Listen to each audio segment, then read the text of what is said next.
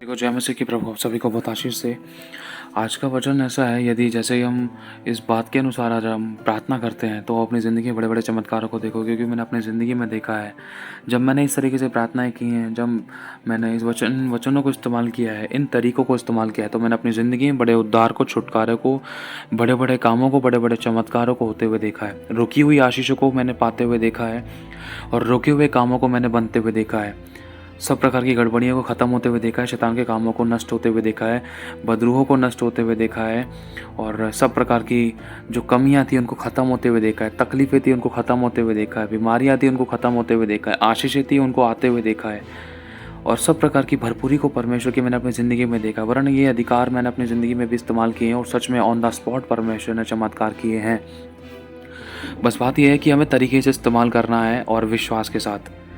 क्योंकि ऐसा भी हो सकता है कि जब आप इस तरीके से प्रार्थना करो तो लग सकता है कि समस्या और बढ़ गई, लेकिन आप डगमगाना मत, हिलना मत, दृढ़ और अटल बने रहना। क्योंकि वचन में लिखा है, यहोशू 1:5-7-8-9 में लिखा है कि हियाव बांध और दृढ़ हो जा, भय ना खा, तेरा मन कच्चा ना हो। क्यों? क्योंकि ऐसा हो सकता है कि प्रार्थना करने के बाद रिजल्ट ना दिखाई दे, लेकिन फिर भी दृढ़ता से अगर आखिरी सांस तक विश्वास योग्य रहे तो चमत्कार तेरे हाथ में है।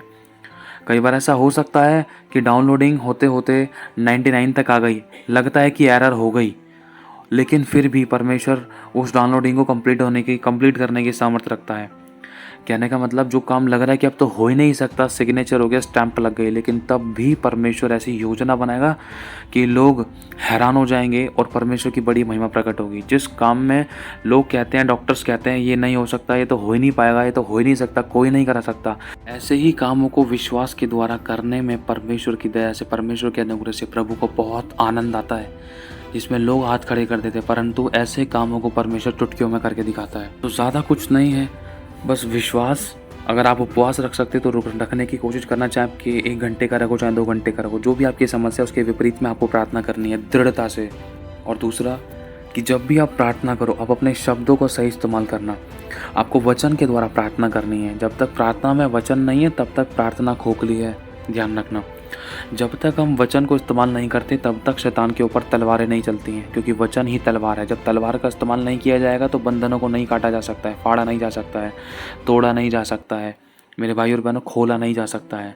वचन की तलवार, वचन एक ऐसी तलवार है जो आर पार छेद देती है, दुश्मनों को नाश करती है, गंदी बदरूहों को जलाती है, बंधनों को तोड़ती है, नाउमीदी को उम्मीद में बदलती है और नामुमकिन को मुमकिन में करके दिखाती है। वो वचन की तलवार है। प्रभु हमारा विश्वास देखता है कि कितनी दृढ़ता से, कितने विश्वास के साथ ये अंगीकार कर रहा है। बस हमें चाहे परिस्थिति क्या कैसी भी है, लेकिन हमें परिस्थितियों को नहीं देखना है।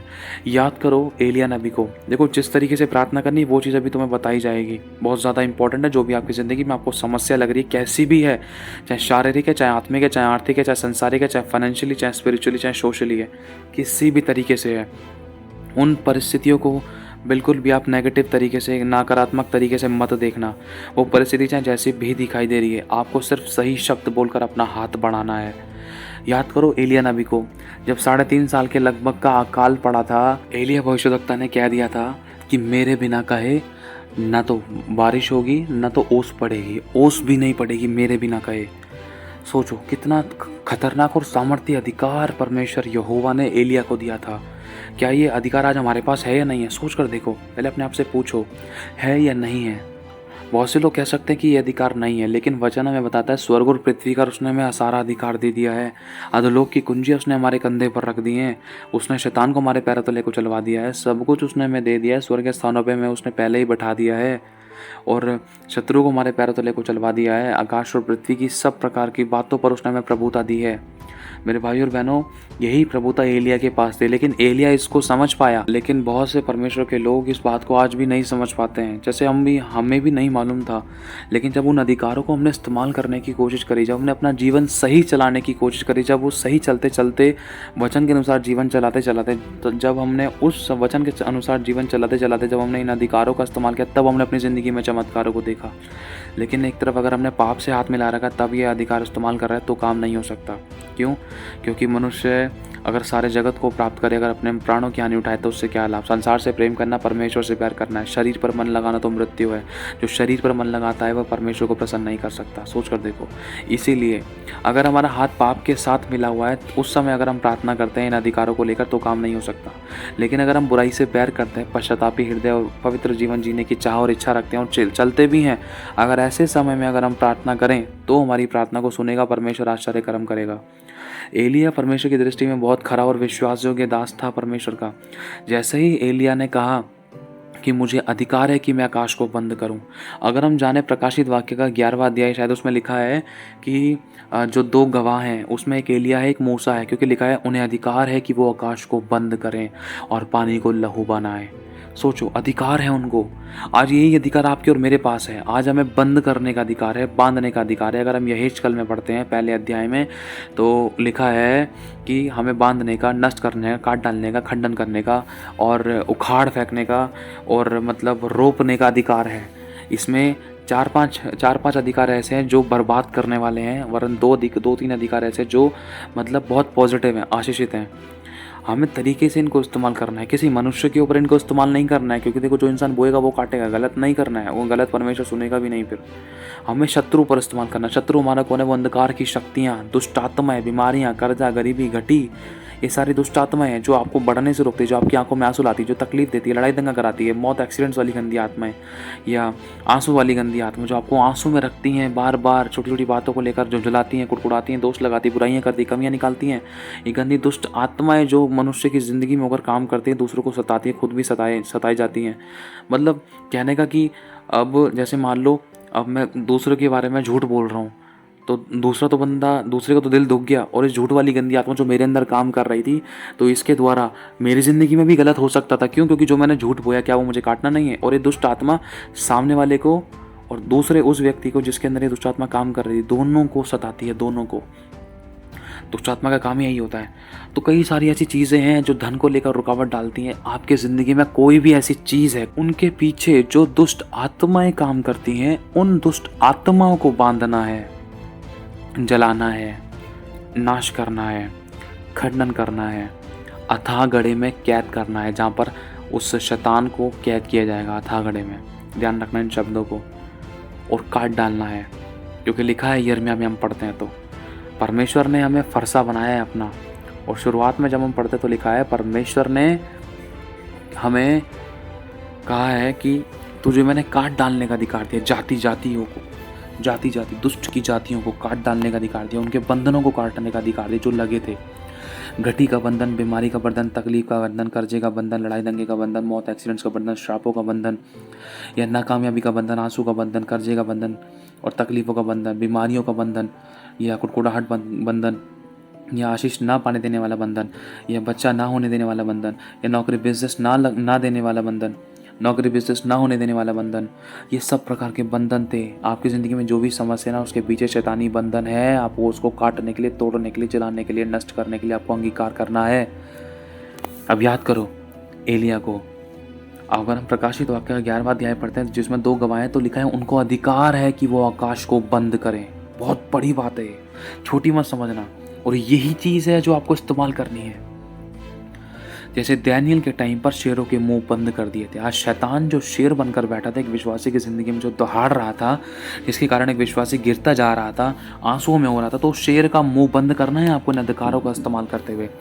आज कहो अपनी समस्याओं से, जैसे यीशु ने कहा था आंधी और तूफानों से, उसने अपने अधिकारों का इस्तेमाल किया। हे आंधी और तूफान थम जा। अगर आप पढ़ोगे तो लिखा है थम जा और शांत हो जा। सोचो, उसी समय आंधी और तूफान ने यीशु की बात मानी। क्यों? चेलों को नहीं पता था ये अधिकार। उसी प्रकार से आज हम बहुत से लोगों को नहीं पता है, लेकिन यीशु को पता है। मतलब बहुत सारे भी परमेश्वर के अभिषिक्तों को पता है, वो इस्तेमाल करते हैं तो वो आगे बढ़ते हैं। जिनको नहीं इस्तेमाल करना आता, वो पानी और आंधी तूफानों में दबे फंसे रह जाते हैं। बहुत से लोगों की जान चली गई, बहुत से लोग तकलीफ में बने रह गए, बहुत से लोग की परीक्षा में जिन्होंने खुदा को छोड़ दिया। ये आंधी तूफान वाली परीक्षाएं लोगों की ज़िंदगी में आई, लेकिन जिनको युद्ध करना नहीं आया आत्मिक, वो गिर गए, वो ढह गए और हार गए। कैसे जी सकते हैं वो? कैसे जीत सकते हैं वो? ना तो वो जी सकते हैं, ना वो जीत सकते हैं, जब तक उनके पास अधिकार नहीं है। अगर अधिकार है तो उनको पता होना चाहिए, अगर पता है तो इस्तेमाल करने भी आना चाहिए भाई। तीनों बातें बहुत ज़्यादा ज़रूरी हैं। और लिखा है मेरा ज्ञान ना होने से मेरी प्रजा नाश हो रही है। अरे इस्तेमाल कैसे करेंगे, पहले तो जानना ज़रूरी है भाई। जानेंगे कैसे, पहले तो संगति में आना ज़रूरी है। आज संगति के लिए इंसान के पास टाइम नहीं है, शैतान ने इतना बिजी कर दिया है। जो बातें एक विश्वासी को युद्ध की बातें, गहरी गहरी बातें सीखने के लिए और जो उसकी जीवन के लिए बहुत ज़रूरी, वो सारी बातें एक पवित्र जीवन जीने के लिए, परमेश्वर की आज्ञा का पालन करने के लिए, बहुत अच्छी अच्छी बातें जो मान ली ज़रूरी है इस पृथ्वी के जीवन के लिए और अनंत काल के जीवन को पाने के लिए, उसमें बढ़ने के लिए, शैतान के सर को कुचलने के लिए, वो बातें तो हमें संगति में सीखने के लिए मिलते हैं। लेकिन शैतान संगति में नहीं आने दे रहा है, बहुत बिजी कर रहा है दूसरी चीज़ों के लिए, दूसरे कामों के लिए बहुत ज़्यादा समय हमारे पास, लेकिन प्रभु की संगति के लिए नहीं है। लेकिन एलीशा ने एलिया की संगति करी, इसलिए एलीशा ने एलिया का दुगना भाग पा लिया। और दूसरे चेलों ने क्यों नहीं पाया? और भी तो शिष्य थे, और भी तो भविष्यवक्ताओं के चेले थे, और भी तो कितने सारे लोग थे जो एलिया और एलीशा को जानते थे। सोचो उन्होंने क्यों नहीं पाया? क्योंकि एलीशा गंभीर था, संगति में रहता था, एलिया के साथ था। मेरे भाई और बहनों, संगति में होना ज़रूरी है, क्योंकि लिखा है जो मेरा ज्ञान रखेंगे वो हियाव बांध कर बड़े बड़े काम करेंगे। और बड़े बड़े काम करने के लिए मैं संगति में आना ज़रूरी। संगति होगी, संगति मतलब प्रभु की उपस्थिति, मतलब वचन की शिक्षा पाना हमें ज़रूरी है। वचन की शिक्षा संगति में मिलती है, चर्चेस में मिलती है, मीटिंग्स में भी आप ज्वाइन करके ले सकते हो, आप खुद भी बैठकर सीख सकते हो। लेकिन जो बातें संगति में दी जाती हैं, सिखाई जाती हैं, आत्मा के उड़ेले जाने के द्वारा, अनुभव और गवाहियों के द्वारा, वो बातें हमें संगति में ही सीखने के लिए मिल सकती हैं, विश्वासी लोगों के बीच में। तो अब हम जाने मूसा के बारे में। देखो, अगर हम एलिया के बारे में और अगर हम यीशु मसीह के बारे में जाने तो उन्होंने मौत को भी हरा दिया था, मौत को भी झुका दिया था, मौत को भी थमा दिया था और जीवन की उन्होंने घोषणा करी, जीवन की भविष्यवाणी करी। लाजर बाहर आ, बेटा उठ। याहीर की बेटी को कहा तलीता कुमी, उठ खड़ी हो बेटी। ये भविष्यवाणियाँ की, शब्दों की पावर, शब्दों की सामर्थ आपको अच्छे अंगीकार करने। मैं सत्य कह रहा हूँ आपसे, मैं आपको एक छोटी सी गवाही देना चाहता हूँ। 2-3 गवाहियाँ हैं, इसके द्वारा आपका विश्वास बढ़ेगा। पहली गवाही है, अभी कुछ दिन पहले छोटी छोटी कुछ कुछ मिनट की, कुछ सेकंड्स की, कुछ मिनट की मान लो, बहुत बड़ी गवाहियाँ हैं, आपका विश्वास बढ़ेगा। मेरे लिए बहुत बड़ी गवाही है, प्रभु ने काम किया है। जिन चीज़ों के लिए इंसान को धक्के खाने पड़ सकते थे, दवाई गोली लानी पड़ सकती थी, या और काफ़ी कुछ करना पड़ सकता था, लेकिन परमेश्वर ने इतना बड़ा अनुग्रह किया, इतनी बड़ी दया की कि अपने सामर्थ के काम को ऑन द स्पॉट प्रकट किया। क्योंकि मेरे को पहले कई बार जुकाम होता था ना, तो मेरे को 15-15, 18-18 दिन या एक हफ्ता, 10-10 दिन तक होता था, लेकिन परमेश्वर ने मुझे छुटकारे दिए। अभी कुछ दिन पहले की बात है, बारिश में भीग गया था और मैं चर्च जा रहा था प्रभु के भवन में, मेरी वाइफ और मैं और मेरी बेटी। तो हम भीग गए थे, मेरी बेटी को परमेश्वर ने बचाया, मैं और मेरी वाइफ बहुत ज़्यादा भीग गए थे। हमारे कपड़े भी चर्च में सूखे, चर्च में ही हम गीले गीले चले गए और पंखे में बैठे बैठे थोड़ा टहलते तो चर्च में ही हमारे, सोचो टहलते प्रार्थना आराधना करते करते, प्रभु की सेवा करते करते परमेश्वर ने हमारे कपड़ों को सुखाया और सोचो इतने गीले हो गए थे। और दूसरा, हमारे पास कोई एक्स्ट्रा कपड़े भी नहीं थे कि हम वहाँ पर जाके चेंज कर लें या कोई चेंजिंग रूम में जाके चेंज कर लें या कहीं किसी भी तरीके से चेंज कर ले, लेकिन हमारे पास कुछ ऐसा ड्रेस वगैरह नहीं था। लेकिन जब घर पर आए, जब मैं रात को या उसके अगले दिन पता नहीं, शायद हाँ, प्रार्थना में बैठा 11:30 बजे के नियरेस्ट, तो कुछ ऐसा हुआ कि मेरे को बहुत ज़ोरों से मैं घुटने के बल बैठा, अचानक मेरी नाक से पानी गिरा। जैसे ही पानी गिरा तो तुरंत परमेश्वर की दया से प्रभु ने मेरे मन में डाला कि प्रार्थना कर, अंगीकार कर, भविष्यवाणी कर, घोषणा कर कि मैं यहोवा का दास हूँ और इसी समय ये जुकाम सूख जाए। और मैं फिर से कह रहा हूँ, उस दिन से लेकर आज तक एक बूंद दोबारा नहीं टपका। उसी समय वो आखिरी बूंद थी जो मेरी उंगली को भिगोई थी, और तुरंत मैंने उसी समय कहा कि मैं यहोवा का दास हूँ, यहोवा का सेवक हूँ, इसी समय मैं तुझसे कहता हूँ सूख जा। और उसी समय मेरा सारा जुकाम सूख गया और एक भी बूंद दोबारा नहीं टपकी। मेरी बेटी को भी हल्की सी नाक बह रही थी, उसका भी कहा, परमेश्वर ने उसको भी चंगा किया। और क्या कहते हैं, मेरी वाइफ कह रही थी पानी नहीं आ रहा, मैंने बोला जाके चेक कर, आ रहा होगा। बस सिर्फ यही शब्द बोला, जाकर चेक कर, दोबारा से आ रहा होगा। और देखा तो पानी आ रहा था। सिर्फ शब्द बोलने हैं, प्रभु काम करेगा तरीके से और आज्ञा पालन करने के द्वारा। अगर गलती हो भी जाए, पश्चाताप करके माफ़ी मांगकर, तुरंत माफ़ी मांगने में देर मत लगाना, माफ़ करने में समय मत लगाना। इस बात को हमेशा बांध कर अपनी ज़िंदगी में बांध कर रखना। ये 2 बातें कभी मत भूलना, माफ़ी मांगने में देरी मत करना, माफ़ करने में देरी मत करना। क्योंकि माफ़ी मांगने में, माफ़ करने में देरी कर दी, इसके बीच में शैतान और खड़ा काम कर सकता है, ध्यान रखना। तो जब हम एलिया को देखते हैं और एलीशा को देखते हैं, और भी बहुत सारे परमेश्वर के अभिषेक थे जिन्होंने सिर्फ शब्द बोले, हाथ बढ़ाया, काम अंगीकार की, भविष्यवाणी की, तुरंत काम हुए। तो आपको समस्याओं के विपरीत में भविष्यवाणियाँ करनी है और घोषणा करनी है, हाथ बढ़ाना है। जैसे उदाहरण के तौर पर, अब कोई भी ऐसी वस्तु है जो सही नहीं चल रही थी, हाथ बढ़ाओ उसकी तरफ। कोई भी आपके घर में कोई तकलीफ थी, कोई बीमार था, हाथ बढ़ाओ। छूना नहीं है किसी चीज़ को, हाथ बढ़ाओ, दूर से ही करना है आपको, प्रार्थना करके। मैं घोषणा करता हूँ ये मशीन इसी समय चलने लगेगी। मैं प्रार्थना करता हूँ, विश्वास करता हूँ, प्रभु मुझे बुद्धि दे कैसे करना है। ये मशीन इसी समय चलेगी, ये रिमोट चलेगा, वॉशिंग मशीन चलेगी। अब मैं घोषणा करता हूँ मेरा बिल कम आएगा। मैं घोषणा करता हूँ, कई प्रकार से आप घोषणा कर सकते हो। मान लो हमारा फ्रिज अभी कुछ दिन पहले खाली था और बहुत खाली खाली लग रहा था। मैंने और मेरी वाइफ ने एक मन एक आत्मा की घोषणा करी, 1-2 दिन में ऐसे भर गया, जगह नहीं पड़ी। और हम खुद कहने लग गए दूसरा फ्रिज की ज़रूरत पड़ रही है हमें। और मैं फिर से घोषणा की है कि हमारे घर पे नया फ्रिज आएगा। मतलब एक घोषणा है। और एक और गवाही देना चाहता हूँ आपको। मेरी वाइफ और मैं, हम चर्च में थे, लगभग 2-3 दिन पहले की बात है। और मेरी वाइफ के अगल बगल में 2 बहनें बैठी हुई थी। वो मेरी वाइफ से कुछ खाने पीने के लिए पूछ रही थी कि हम आपके लिए क्या लाएं, क्या खाओगे आप। तो बातचीत करते करते ऐसा हुआ कि उन्होंने कुछ ऐसी चीज़ बोली खाने के लिए, मतलब मेरी वाइफ से, कि हम ये ले आएँ आपके लिए। तो फिर उन्होंने कहा, अरे तो फिर ठंडा हो जाएगा। उन्होंने कहा मेरी वाइफ से, ठंडा हो जाएगा अगर हम ये ले आएंगे तो आपके लिए। तो फिर आपके पास वो है क्या, ओवन है, या फिर क्या कहते हैं आपके पास माइक्रोवेव है? तो मेरी वाइफ ने गलत अंगीकार नहीं किया। उसने सिर्फ ये कहा कि आ रहा है, विश्वास करते हैं आ रहा है। मेरी वाइफ चाहती तो ये बोल सकती थी कि नहीं है, नेगेटिव कन्फेशन नहीं किया। उसने तुरंत पॉजिटिव बात बोली, विश्वास करते हैं आ रहा है। जैसे ही मेरी वाइफ ने बोला, बगल वाली सिस्टर ने कह दिया आमीन। आमीन मतलब पूरा हुआ। मेरी वाइफ ने कह दिया आ रहा है क्या, माइक्रोवेव। और उसके बाद बगल वाली सिस्टर ने कह दिया पूरा हुआ। मेरी वाइफ ने एक भी गलत अंगीकार नहीं किया। और उसके 1 घंटे के अंदर अंदर, 1 ही घंटे के अंदर अंदर मैं भवन में था और मुझे परमेश्वर की दासी ने बोला, जाओ वहाँ से सामान ले आओ, माइक्रोवेव भी होगा वो भी ले आना। और सोचो, परमेश्वर ने 1 घंटे के अंदर इतना बड़ा चमत्कार किया।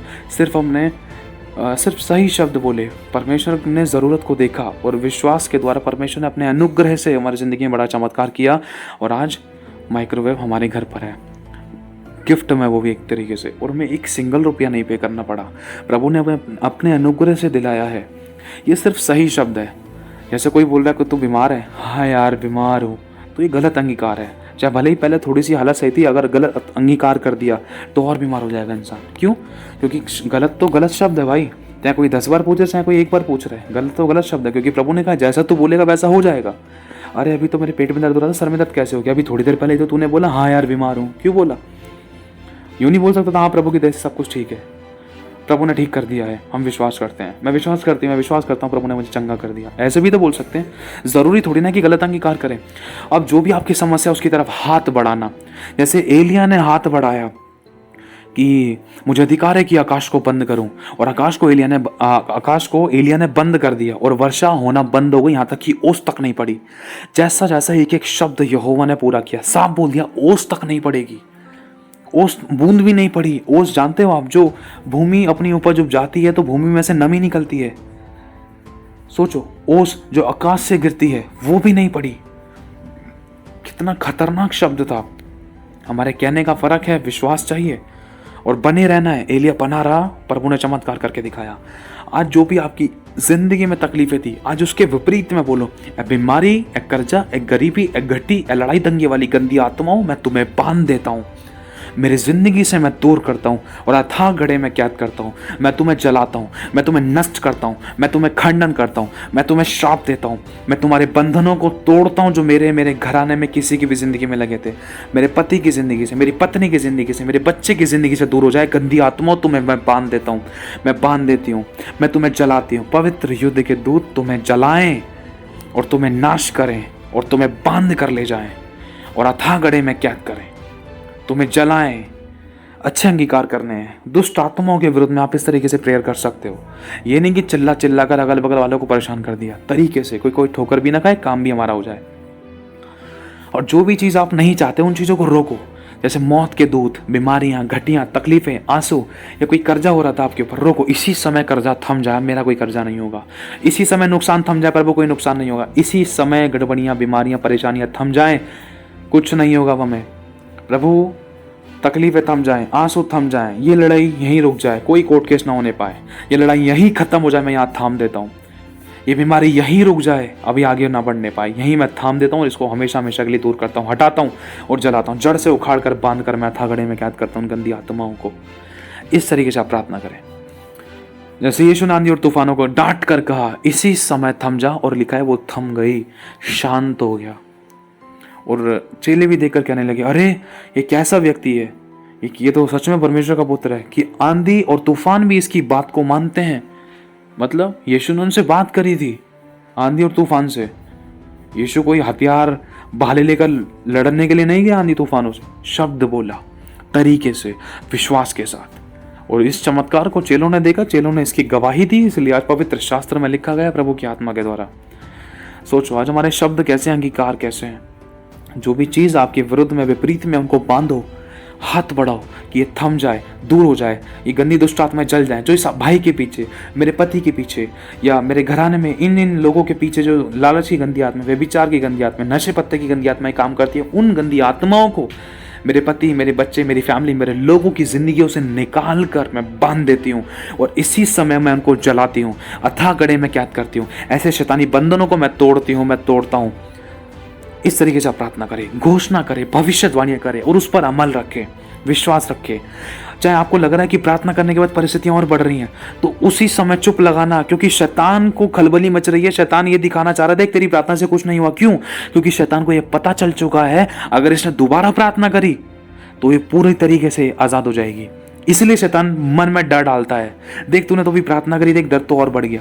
अगर उस समय आपने प्रार्थना करना रुक गए या बंद कर दिया, दोबारा प्रार्थना नहीं करी, तो शैतान जीत सकता है। लेकिन आपने दृढ़ता से फिर दोबारा प्रार्थना करी, दोबारा से वचन पर अड़े रहे, दोबारा से आत्मिक युद्ध किया, दोबारा से उठकर खड़े होकर अपने कपड़े झाड़कर शैतान को गिराने के लिए अंगीकार किया, सही प्रार्थना करी, सही शब्द बोले, तो शैतान आपके पैरों तले कुचला जाएगा। क्योंकि वो जान लेगा कि ये गिर तो गई थी लेकिन फिर उठ गई, ये हारी नहीं है, इसको परमेश्वर ने जिता दिया, अब मेरी छुट्टी हो जाएगी। वो अपने सर फोड़ लेगा, सींग तोड़ लेगा। आपको सही अंगीकार, सही वचन, सही तरीके से एक सटीक निशाने पर मारना है और उस पर अमल करना है आमीन के साथ, और उस पर बने रहना है और अपने शब्दों की चौकसी करना। अभी प्रार्थना कर दी, तू चंगा हो जाए, यीशु के नाम से बीमारी चली जाए। अगर कोई थर्ड पर्सन पूछने के लिए आया है थोड़ी देर बाद कि ये बीमार है, हाँ बीमार हो रहा है, तो भी कोई फायदा नहीं उस प्रार्थना करने का। क्यों? पहले तो प्रार्थना एक अच्छी शब्द बोल दी, फिर उसके बाद में गलत शब्द भी बोल दिया, हाँ वो बीमार हो रहा है। क्या फायदा प्रार्थना करने का? क्योंकि लिखा है कि जैसा तो बोलेगी, जैसा तो बोलेगा वैसा हो जाएगा। अभी आपकी जुबान में, आपके हाथों में है, आपके अंगीकार में है। जो भी चीजें आपको रोकती हैं, अगर कहीं बाढ़ आ रही थी, आप प्रार्थना करो। धर्मी जन की प्रार्थना के प्रभाव से बहुत कुछ हो सकता है। परमेश्वर के अभिषिक्तों ने कितनी बड़ी बड़ी तकलीफों को रोका, हाथों को बढ़ाया। जब जाने हम मूसा जी ने, जब मूसा परमेश्वर के अभिषिक्त ने हाथों को उठाया था, तो वो युद्ध जीतते थे। जैसे उनके हाथ नीचे होते थे वैसे ही वो युद्ध हारते थे। हाथ उठाना मतलब परमेश्वर की स्तुति और आराधना करना। चाहे शैतान कितना भी प्रबल हो रहा था, लेकिन हाथ नीचे ना होने पाए, हाथ दृढ़ता से ऊपर ही रहे। जितना हाथ ऊपर होंगे, जितना समस्या बढ़ रही थी, तो हमें अपनी आराधना, प्रार्थना और बढ़ा देनी है, और महिमा करनी है, और ज्यादा देर तक प्रार्थना में बैठना है। तो हम जयवंत होंगे और शैतान का सर कुचला जाएगा और हमारी जीत हमें परमेश्वर दिलाएगा, और हमारा युद्ध परमेश्वर लड़ेगा, शैतान कुचला जाएगा और हम आशीषित होंगे। हालेलुया। तो मेरे भाई और बहन, अपने अधिकारों का इस्तेमाल करो। जो चीज शैतानी है उनको बांधो, दूर करो। जो चीज आपको चाहिए उनको खोलो। प्रभु तेरी चंगाई को मैं खोलता हूँ, तेरी आशीषों को खोलता हूँ, तेरी बरकतों को खोलता हूँ, तेरी शांति को खोलता हूँ, तेरे धन को खोलता हूँ, तेरे स्वर्गीय शांति को, स्वर्गीय आशीषों को, स्वर्गीय बरकतों को मेरी पत्नी के लिए, मेरे बच्चे के लिए, मेरी फैमिली के लिए, मेरे पति के लिए खोलता हूँ। तेरे बदलाव को हमारे घर में खोलता हूँ, तेरी आशीषों को, तेरी बरकतों को हमारे घर में मांगता हूँ, हमारी फैमिली में मांगता हूँ। तेरे प्यार प्रेम को मेरे पति और पत्नी की जिंदगी में मांगता हूँ, मेरे बच्चों की जिंदगी में मांगता हूँ। प्रभु मेरे बच्चों के लिए तेरा विश्वास का आत्मा मिल रहा है। मेरे बच्चे विश्वास करें, मेरी पत्नी, मेरी बेटी, मेरे बेटा विश्वास करें। अच्छी भविष्यवाणी, अच्छे अच्छे शब्द आप स्वर्ग से मांगो और खोलो कि मैं खोलती हूँ चंगाई को मेरे बेटे के लिए, मैं खोलता हूँ चंगाई को मेरी पत्नी के लिए, मैं खोलता हूँ आशीषों को मेरे पति के लिए, मेरे पति को नौकरी मिलने जा रही है, बिजनेस मिलने जा रही है। इस प्रकार से पॉजिटिवली आप भविष्यवाणियां करो, घोषणा करो, और उन वचनों पर, उन शब्दों पर आप बने रहो। कोई चाहे पूछ भी रहा है कि क्या काम हुआ, काम मिला नहीं मिला, आप बोलना हम विश्वास करते हैं प्रभु हमें काम देने जा रहा है, या प्रभु ने हमारे लिए अच्छी योजना बनाई है, हमें प्रभु आशीषित करने जा रहा है, अच्छा काम मिलने जा रहा है। प्रार्थना करिए, प्रभु हमें देने जा रहा है। अच्छा अंगीकार करके भविष्यवाणी कर, उस समय भी अच्छी भविष्यवाणी कर दो।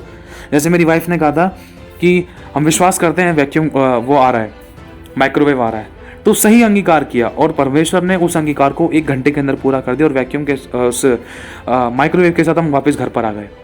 सोचो, गए खाली हाथ थे, लेकिन बड़ी ब्लेसिंग के साथ हम, वो भी परमेश्वर की ओर से गिफ्ट में उसको पाकर आए। ये प्रभु ने देखा। मेरे भाई और बहनों, तो इन चीज़ों का हमें ध्यान रखना है। तो प्रभु आशीष आप सभी को। जय मसीह की।